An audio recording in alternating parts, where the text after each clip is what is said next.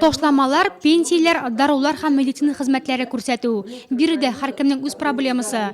Ярдәм сорап Нурлатылар Татарстан Республикасы Дәүләт Советы депутаты Татьяна Воропаевага мөрәҗәгать итте. 75 яшьлек Эльвира Каюмованы депутатка акча мәсьәләсе китергән. Без сугыш балалары. Мен 42 елны туылган сугыш балаларыга вот нинди булса да җиңеллек, помощь көтеләме, юкмы, дәүләттән бирәләрме безгә дип шул вопрос белән килгән идем мин. Бер үк авылдан килгән 3 кешене үрнәктә күпер төзү мәсьәләсе борчый. Башка мөрәҗәгатьләрдән ул аерыла. Иске күпер авария хәлендә. Авыл халкы аннан файдаланырга курка. Күпер жылдан жыл яраксызлыкка әйләнә килә.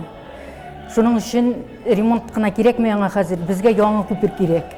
И менә фермерлар, алар бит пешәнлекләре теге якта. Аларга трактор белән чыгарга китереп, пешәннәр ташыйлар оннан. Фуражлар кайтыралар халыклар белән. Чыгарга, значит, шу транспортлар белән чыга алмасалар, аларга считай терлекчелек бетте дигән сүз. Терлекчелек авыл бетте дигән сүз.